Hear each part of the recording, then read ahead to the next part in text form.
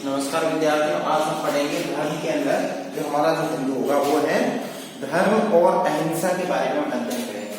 इसके बारे में धर्म और अहिंसा, हमारा जो बिंदु है धर्म और अहिंसा।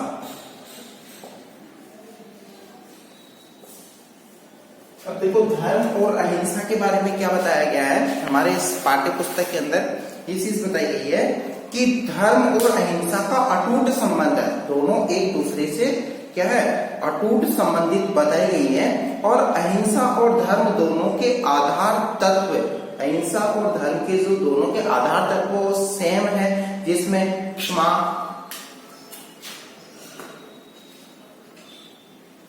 दोनों में कैसा संबंध बताया गया, अटूट संबंध है, ठीक है। और दूसरा बताया गया इसके अंतर्गत ही दोनों में अटूट संबंध है और दोनों के आधार तत्व समान है, समान, दया, करुणा, अहिंसा, प्रेम, ये सब क्या है, दोनों के ही आधार तत्व सेम बताए गए। दोनों आधार तत्व, दोनों के आधार तत्व समान बताए गए। धर्म और अहिंसा का जो संबंध है, दोनों के आधार तत्व, इसमें कर्तव्य निष्ठता, ईमानदारी, और भी इसमें कर सकते हो कर्तव्य निष्ठा, ईमानदारी,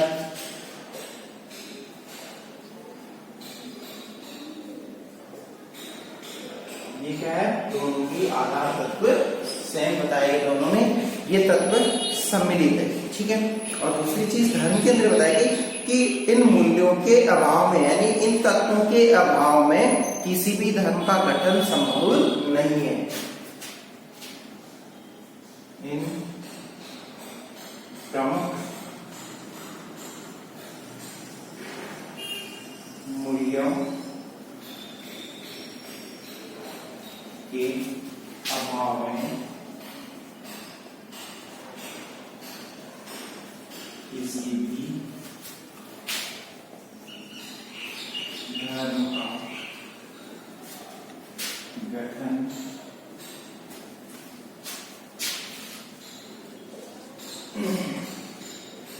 संभव नहीं।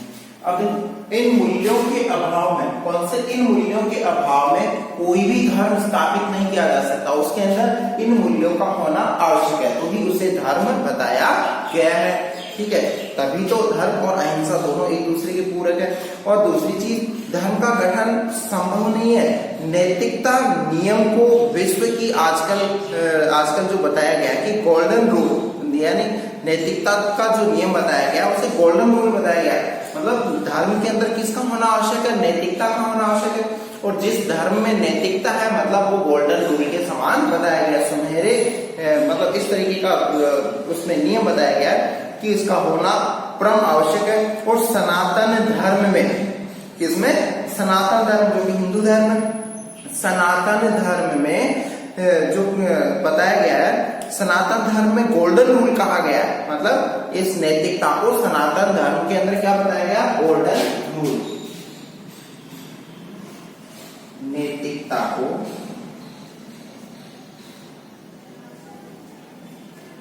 सनातन धर्म में, नैतिकता को सनातन धर्म में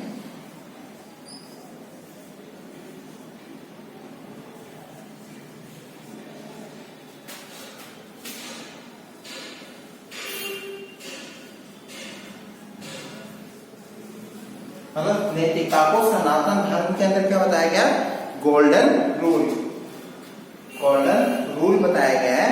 और गोल्डन रूल इस वजह से बताया गया कि ये जो मतलब ये जो तत्व बताया गया है जो एक दूसरे के पूरक है, इन प्रमुख मूल्यों के अभाव में किसी किसी भी धर्म का क्या नहीं किया जा सकता, गठन नहीं किया जा सकता। और सनातन धर्म के अंदर ये चीजें सम्मिलित है, सनातन धर्म के अंदर ये चीजें सम्मिलित है। किस धर्म के अंदर सम्मिलित है? सनातन धर्म। इस वजह से सनातन धर्म का गोल्डन रूल क्या हो गया?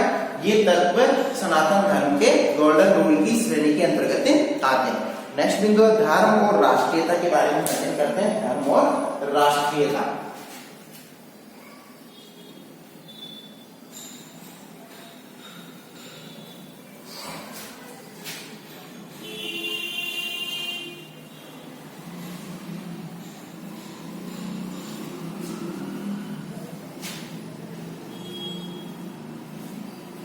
धर्म और राष्ट्रीयता।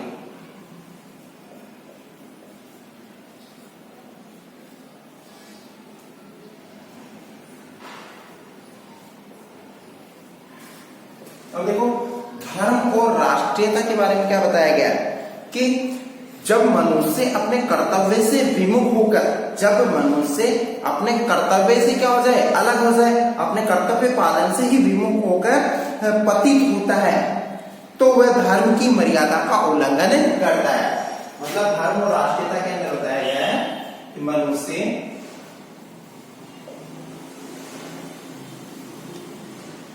पतित होकर, मनुष्य क्या बताया गया कि जब मनुष्य अपने कर्तव्य से विमुख होकर, अच्छा कर्तव्य कर देते हैं इसको, कर्तव्य से विमुख होकर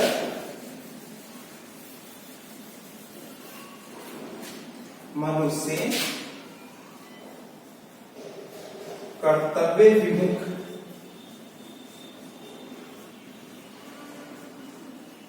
क्या होकर, कर्तव्य विमुख होकर यानी अपने कर्तव्य के मार्ग से ही वो हट जाता है, यानी उसका क्या कर्तव्य, उस कर्तव्य के मार्ग से अलग हो जाता है, तब वह धर्म की मर्यादा का उल्लंघन करता है। तब वह क्या करता है? तब वह धर्म की मर्यादा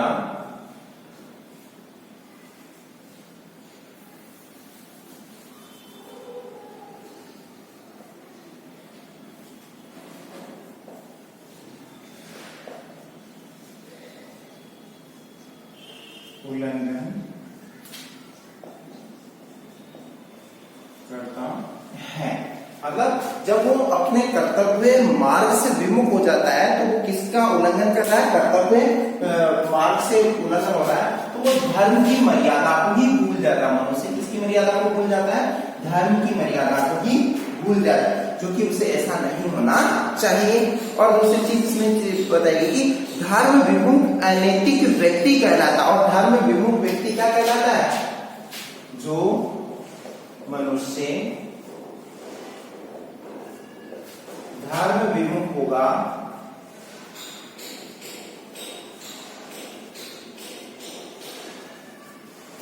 जो मनुष्य धर्म विमुख होगा वह अनैतिक व्यक्ति कहलाता है। वो क्या कहलाता है? धर्म विमुख है वह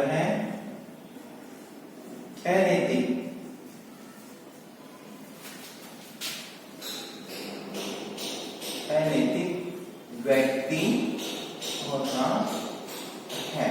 मतलब उसे नैतिक आचरण वाला यानी अच्छा व्यक्ति नहीं बताया गया। जो धर्म के मार्ग को ही छोड़ देता है उस व्यक्ति को क्या बताया गया?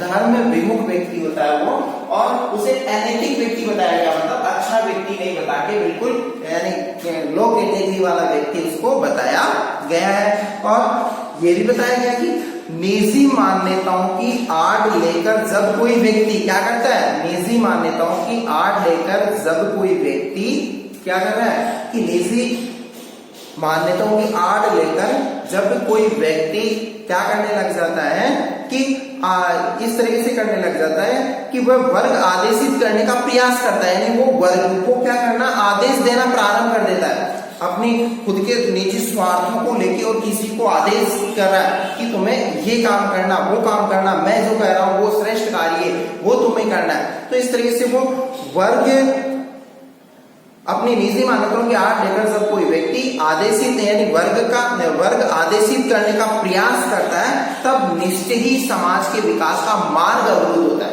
तो क्या कर रहा है वो?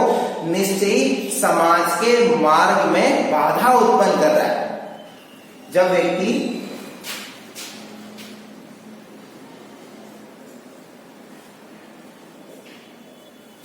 निजी आदेश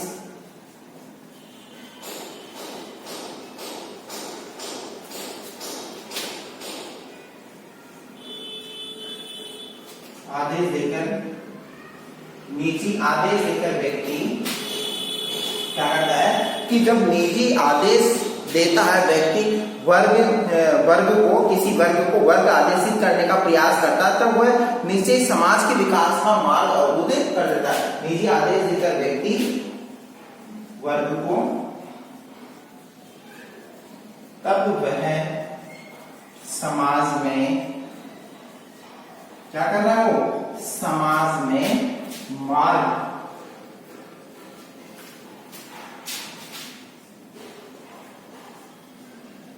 अवरुद्ध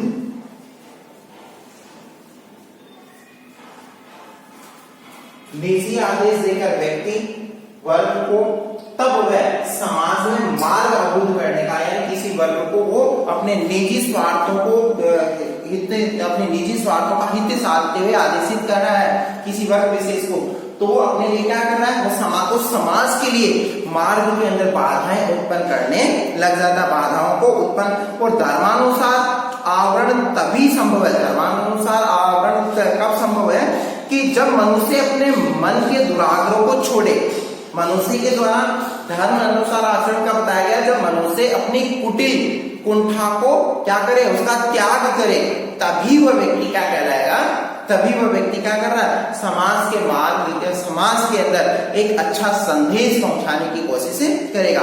तो अच्छा धर्म किसे बताया गया है कि धर्मानुसार आचरण कब बताया गया है कि मैं कह रहा हूँ मैं धर्म के अनुसार, मैं धर्म पे चलने वाला व्यक्ति हूँ, मैं इस तरीके से कार्य कर रहा हूँ, उस तरीके से कार्य, लेकिन मेरे मन के जो विचार शुद्ध नहीं है, मैं मन के अंदर तो कुटिल भावना लेके घूम रहा हूँ, तो वो धर्मानुसार आचरण नहीं कहलाएगा। लोगों के समक्ष कैसा हूँ और मेरे मन की कुंठाएं कैसी है, तो ऐसा नहीं होना चाहिए। धर्मानुसार आचरण के लिए क्या करना चाहिए, एकदम शुद्ध विचार होने चाहिए, तो ये धर्मानुसार आचरण बताया गया है। राष्ट्र, और दूसरी चीज कि राष्ट्र हम सबके लिए सर्वप्रिय है, धर्म सर्वप्रिय नहीं होता है, राष्ट्र सर्वप्रिय है। और राष्ट्र जो सर्वप्रिय है, जिसमें बताया गया कि मत, भाषा और मान्यता और धर्म राष्ट्र से ऊपर नहीं हो सकते। मतलब धर्म और राष्ट्रीयता के अंदर बताया गया है कि राष्ट्र सर्वप्रिय है। इसमें क्या बताएंगे कि राष्ट्र को क्या बताया गया है कि राष्ट्र जो है वो सर्वोपरि है, राष्ट्र सर्वोपरि है। मत, भाषा और मान्यता, धर्म,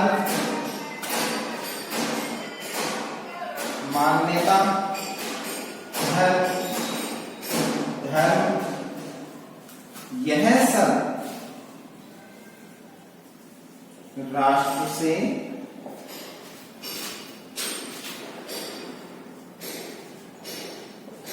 बड़े नहीं है। मतलब राष्ट्र सर्वप्रिय है। सबसे बड़ी चीज कौन सी बताइए, राष्ट्र बताया गया। मत, आपके विचार यानी आपका जो मतांतर है, वो भाषा, आपकी भाषा महत्वपूर्ण नहीं है, आपकी मान्यता महत्वपूर्ण नहीं है, आप किस चीज को मान रहे हो, किस चीज को नहीं मान रहे, इससे कोई मतलब नहीं है। आपका धर्म सर्वश्रेष्ठ नहीं है, इसमें श्रेष्ठ है तो वो है सबसे पहले कौन है, राष्ट्र है। राष्ट्र सुरक्षित है तो हर चीजें क्या होती है, सुरक्षित रहती है। तो राष्ट्र का सुरक्षित होना आवश्यक बताया गया है। धर्म और राष्ट्रीयता के अंदर राष्ट्र को प्रमुख स्थान दिया गया है, नहीं कि धर्म को। धर्म राष्ट्र को जोड़ने का कार्य नहीं करता है, राष्ट्र को तोड़ने का कार्य करता है। तो इस वजह से सबके जहन के अंदर एक बात होना चाहिए कि मेरा राष्ट्र सबसे शक्तिशाली राष्ट्र होना चाहिए, ऐसी भावना। और इसी बारे में मैथिली शरण गुप्त ने भी ये बात बताई है, मैथिली शरण गुप्त के द्वारा भी बात बताई गई है कि जो भरा नहीं भावों से बहती जिसमें रसधार हो, रसधार नहीं, यानी जो भरा नहीं भावों से बहती जिसमें रसधार नहीं, वह हृदय नहीं है। मतलब वह आत्मा नहीं है, वह हृदय नहीं है जिसमें स्वदेश का प्यार नहीं। और जिसमें स्वदेश का प्यार नहीं है मतलब वो क्या नहीं है, वह व्यक्ति नहीं हो सकता, और प्रत्येक व्यक्ति के अंदर किसका प्यार होना चाहिए, किसके प्रति सम्मान भाव होने चाहिए, राष्ट्र के प्रति सम्मान भाव होने चाहिए। और धर्म राष्ट्र जो सर्वोपरि है, राष्ट्र को सर्व प्रमुखता दी गई है, श्रेष्ठता दी गई है, एकता और उन्नति में सबका हित है। और राष्ट्र की एकता और उन्नति में ही क्या है कि सबका विकास संभव है, सभी की उन्नति संभव है। जब तक राष्ट्र एक नहीं है तो उन्नति भी संभव नहीं है। तो धर्म और राष्ट्रीयता के बारे में मैथिली शरण गुप्त के द्वारा जो विचार प्रकट किए गए, और इसमें धर्म और राष्ट्रीयता के अंदर जो श्रेष्ठता बताई गई है वो राष्ट्र की बताई गई। राष्ट्र हमारे लिए प्रमुख है, नहीं कि धर्म गौण है और राष्ट्र सर्वोपरि होता है। अब नेक्स्ट हमारा जो होगा भारतीय धर्म में, भारतीय संस्कृति में धर्म की संकल्पना के बारे में हम अध्ययन करेंगे।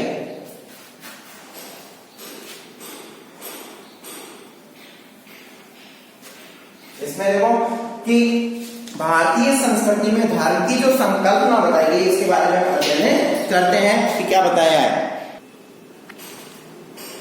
कुछ डिस्टर्बेंस के लिए सॉरी विद्यार्थियों, देखो कि भारतीय संस्कृति में धर्म की संकल्पना के बारे में हम अध्ययन करेंगे। और इसमें क्या बताया गया है कि भारतीय संस्कृति और धर्म की जो संकल्पना है जिसमें बताया गया है कि सनातन धर्म, मतलब सनातन धर्म जो कि हिंदू धर्म को बताया गया है, सनातन धर्म जो हिंदू है, और जो धर्म की जो सटीक जो व्याख्या प्रस्तुत की गई है वो सनातन धर्म के अंदर इसकी सही और सटीक यानी वैदिक धर्म के अंदर इसकी सही व्याख्या बताई गई है धर्म के बारे में। ठीक है, क्योंकि धर्म की अलग अलग जो मतावलंबी अलग अलग धर्मों ने अपने अनुसार धर्म की व्याख्या प्रस्तुत की गई, लेकिन सभी का एक ही उद्देश्य, सभी का उद्देश्य क्या है, मानव कल्याण, नैतिकता पे बल दिया गया है। सभी धर्मों में किस पे बल दिया गया है, नैतिकता पे बल दिया गया है। ऐसा बताया जाता है कि धर्म की जो सटीक व्याख्या है, सही तरीके से जो इसका अर्थ है वो बताया गया सनातन ग्रंथों में उल्लेखित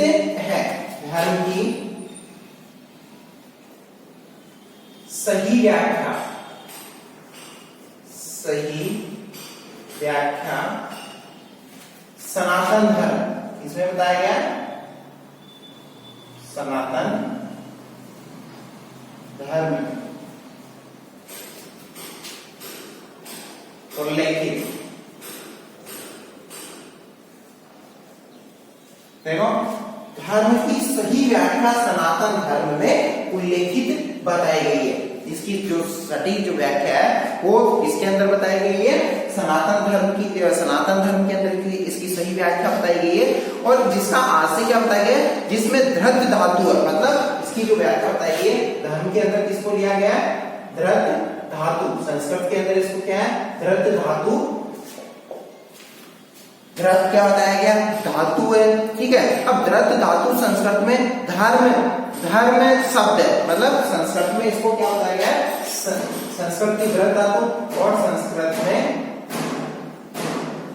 धर्म, जो धर्म का मतलब होता है धारणा, क्या बताया गया, धारणा।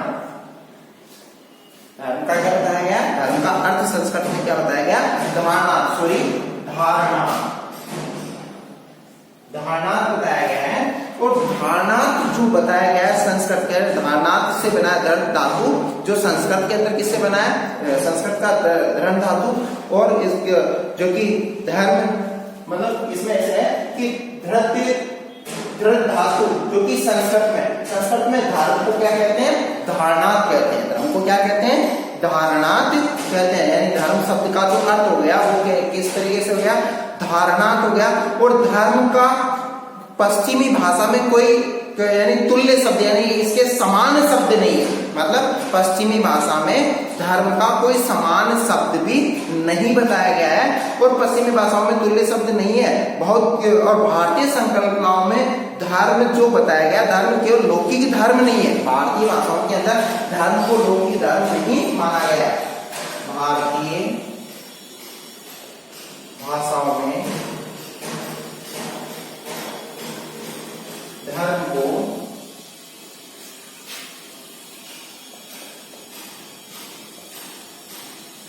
लौकिक धर्म नहीं माना। मतलब भारतीय भाषाओं में धर्म को किस रूप में नहीं माना है, लौकिक धर्म के रूप में स्वीकार नहीं किया है, बल्कि किस रूप में इसको स्वीकार किया है, इसके बारे में देखो कि किस रूप में इसको स्वीकार किया गया है। जो भारतीय भाषाओं के अंदर धर्म के विभिन्न अर्थ हैं, धर्म के जो अर्थ बताए गए, जिसमें धर्म के कर्तव्य, निष्ठता, अहिंसा, प्रेम, सत्य है, ये धर्म के ये अर्थ हैं। मतलब इन रूपों के अंदर क्या समाहित है? धर्म, कर्तव्य, निष्ठता होती है, अहिंसा होती है, प्रेम होता है, ठीक है, आत्मा होती है, ये सब कुछ किसके अंतर्गत बताया है? धर्म के अर्थ के रूप में इसको स्वीकार किया गया है। और जिसमें ये बताया गया कि धर्म के जो विभिन्न अर्थ हैं, जिनमें मुख्य जो ये अर्थ बताए, धर्म की पाश्चात्य धारणा, धर्म की पाश्चात्य धारणा क्या बताई? भारतीय धारणा से बिल्कुल भिन्न बताई गई है। धर्म की जो पाश्चात्य धारणा है वो भारतीय धारणा से बिल्कुल भिन्न बताई गई है, अलग बताई गई है। और जो अलग बताई गई है, जिसमें बताया गया है कि धर्म के बारे में समान रूप से कहा जा सकता है, क्या कहा जा सकता है कि ये जीवन जीने का रास्ता बताता है। धर्म क्या बताता है? धर्म के बारे में समान धारणा, धर्म जीवन जीने का रास्ता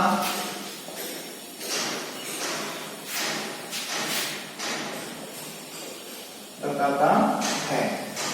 तो देखो, धर्म के बारे में समान धारणा, और धर्म किसका रास्ता बता रहा है? धर्म जीवन जीने का रास्ता इख्तियार करता है, जीवन को किस तरीके से जिया जाए, ऐसा रास्ता किसके द्वारा बताया जाता है? धर्म के द्वारा बताया जाता है। धर्म केवल नियम कानून में बांधना नहीं है। धर्म का मतलब ये नहीं कि आपको नियम कानूनों के अंदर बांधना है, उनके अंदर बांधना नहीं है। तो धर्म एक इंसानियत का भाव बनाए रखने में मदद करता है। मतलब धर्म का मतलब ये नहीं कि नियम कानून कायदों में बांध दे। धर्म का आशय क्या बताया गया है? कि धर्म का आशय बताया गया है कि मनुष्य को किस तरीके से, कि एक इंसानियत के भाव, यानी एक इंसान को दूसरे इंसान के प्रति जो भाव है वो अच्छे रखने चाहिए, नैतिकता वाले भाव रखने चाहिए, समान भाव, उसे सम्मान के भाव से रखना चाहिए कि ये तो गरीब है, मैं अमीर हूँ, ये तुच्छ व्यक्ति है, इस जाति से उस जाति से, इस धर्म का उस धर्म का, ऐसा नहीं बताया गया है। बल्कि इंसान का इंसान के प्रति क्या होना चाहिए? मोह होना चाहिए। वही सर्वश्रेष्ठ धर्म बताया गया, धर्म के अंदर ये बताया गया है। और दूसरी चीज धर्म के अंदर कि धर्म की प्रारंभिक बुनियाद जो परिवार में बच्चों को दिए जाने वाले संस्कारों से होती, यानी धर्म की जहाँ बच्चों को क्या दिए जाते हैं? संस्कार दिए जाते हैं, वहीं से ही धर्म की शुरुआत बताई गई है। धर्म की प्रारंभिक बुनियाद जहाँ बच्चों को संस्कार दिए जा रहे हैं, उसे कोई धर्म के रूप में बताया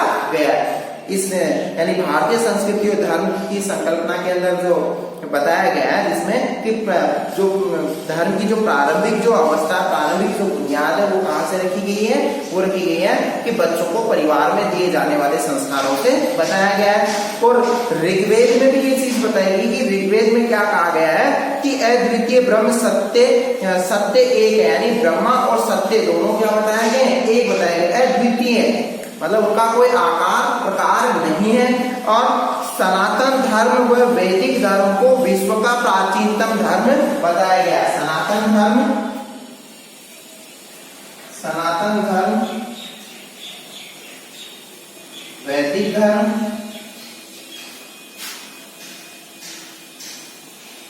विश्व का प्राचीन धर्म है। यानी सनातन धर्म और वैदिक धर्म विश्व का सबसे प्राचीन धर्म के रूप में बताया गया है। सबसे प्राचीन धर्म कौन सा है? सनातन धर्म है, विश्व का सबसे प्राचीन धर्म बताया गया है। और इसमें ये चीज बताई गई है कि ये एकेश्वरवादी धर्म है। और धर्म कैसा होता है? एकेश्वरवादी, मतलब एक ईश्वर के अंदर विश्वास रखने के बजाय सभी का क्या है कि कोई राम को मान रहा, कोई रहीम को मान रहा है, कोई ईसा मसीह को मान रहा है, तो ये सब कुछ क्या है? सब एक ही है। कोई गुरु नानक को मान रहा है। तो इस तरीके से सभी का धर्म क्या बताया गया? एक ही बताया गया, एकेश्वरवादी है। धर्म क्या है? एकेश्वरवादी, मतलब ईश्वर तो एक है, इसको नाम अनेक दे दिए गए, अलग अलग नाम दे दिए गए, लेकिन ईश्वर क्या बताया गया, एक ही है। हिंदू धर्म एक जीवन जीने की पद्धति है, और हिंदू धर्म को जो धर्म के रूप में जो स्वीकार किया गया है, वो कैसे धर्म के रूप में स्वीकार किया गया है, एक जीवन जीने की पद्धति के रूप में इसको स्वीकार किया गया हिंदू धर्म को। और अब जो इसमें कई श्लोकों के माध्यम से भी इसमें समझाया गया है कि बौद्ध धर्म, जैन धर्म, सिख धर्म की उत्पत्ति हिंदू धर्म से बताई गई है। हिंदू धर्म सबसे प्राचीन धर्म है, जीवन जीने की पद्धति है, और बौद्ध धर्म, जैन धर्म और पारसी धर्म, ये जितने भी धर्म है, सभी धर्मों की जो उत्पत्ति बताई गई है वो कहाँ से बताई गई है, हिंदू धर्म से ही इनकी उत्पत्ति बताई गई है। और बहुदेववादी धर्म होने के बावजूद ये धर्म आज तक जिंदा है। अब इस धर्म से ये, यानी सनातन धर्म, हिंदू धर्म से ये सब धर्म निकले हैं, और आज भी ये धर्म क्या है, जिंदा है। और जिंदा रहने का कारण क्या है कि बहुदेववादी होते हुए भी इस धर्म को सभी लोग क्या करें, स्वीकार करें। रीजन इसका स्वीकार करने का, क्योंकि इस धर्म के अंदर किस चीज को महत्व दिया गया है, इसमें जीवन जीने की पद्धति को महत्व दिया गया है, जीवन जीने का तरीका बताया गया है हिंदू धर्म के अंदर। इस वजह से सभी लोग इसी धर्म को क्या करते हैं, एक्सेप्ट करते हैं, इसी धर्म को स्वीकार करते हैं। ठीक है। और दूसरी चीज कि इसी में ये चीज बताई गई है कि इस्लाम, ईसाई धर्म व बौद्ध धर्म के व्यक्ति परक नैतिकता पर विशेष बल दिए। मतलब इस्लाम धर्म, बौद्ध धर्म, ये जो धर्म है, और ईसाई धर्म, इन्होंने नैतिकता पर विशेष बल दिया है, जो कि एक व्यक्ति के दूसरे व्यक्ति के साथ जो व्यवहार है, ये नैतिकता का मतलब एक व्यक्ति का दूसरे व्यक्ति के साथ में जो व्यवहार है वो कैसा होना चाहिए, संयमित करती है। मतलब एक अच्छा व्यवहार प्रस्तुत किया जाता है। नैतिकता से तात्पर्य कि एक व्यक्ति का दूसरे व्यक्ति के साथ जो किया गया व्यवहार वो कैसा होना चाहिए, संयमित व्यवहार होना चाहिए। प्रेम, दया व आत्मा का ही विस्तार है, और इस व्यवहार को क्या बताया गया, प्रेम, दया, आत्मा का विस्तार इस धर्म के माध्यम से बताया गया है। सनातन धर्म ही सर्वश्रेष्ठ धर्म के रूप में स्वीकार किया गया है, और ये चीज गीता में भी सभी धर्मों को भक्ति के उचित मार्ग के रूप में स्वीकार किया गया है। गीता में क्या बताया गया है कि सभी धर्मों को भक्ति के उचित मार्ग के रूप में स्वीकार किया गया है। और दूसरी चीज कि इसमें भगवान श्री कृष्ण ने भी ये चीज बताई गई है कि अर्जुन को संबोधित करते हुए भगवान श्री कृष्ण ने ये चीज बताई थी कि जो भक्त जिस प्रकार मेरी शरण लेते हैं, जो भक्त जिस प्रकार से मेरी शरण लेते हैं, उन्हें उसी प्रकार आश्रय देता हूँ। मतलब मैं जिस प्रकार से भक्त मेरे पास में आ जाते हैं, तो मैं उनको जिस प्रकार से उन्होंने मार्ग अपनाया, उसी प्रकार के मार्ग से मैं उनको स्वीकार कर लेता हूँ, और सभी मनुष्य सब प्रकार से मेरे मार्ग का ही अनुसरण करते हैं, और सभी मनुष्य क्या करते हैं कि मेरी शरण में आने के लिए लालायित रहते हैं। तो इस तरीके से भारतीय संस्कृति में धर्म की जो संकल्पना बताई गई है वो इस रूप में बताई गई है, और सभी की उत्पत्ति हिंदू धर्म से ही बताई गई है। अब एक श्लोक के माध्यम से बताया गया था कि न तो राज्य की कामना करता हूँ, न ही स्वर्ग की, और न ही मोक्ष की। मतलब इस श्लोक का जो अर्थ बताया गया, इसमें बताया गया न तो राज्य की, न ही स्वर्ग की, और न ही मोक्ष की कामना करता हूँ, दुखी प्राणियों के कष्ट दूर कर सकूं। मैं तो केवल इतनी कामना करता हूँ कि मैं दुखी प्राणियों के क्या कर सकूं, उनके कष्टों को हर लूं। ऐसी बात सनातन धर्म के श्लोकों के माध्यम से, यानी गीता के श्लोकों के माध्यम से बताया गया है। और आशा करता हूँ कि आपको ये बिंदु समझ में आए होंगे। और नेक्स्ट जो बिंदु है वो इस्लाम धर्म और ईसाई धर्म के बारे में हम नेक्स्ट क्लास के अंदर उसका अध्ययन करेंगे। धन्यवाद।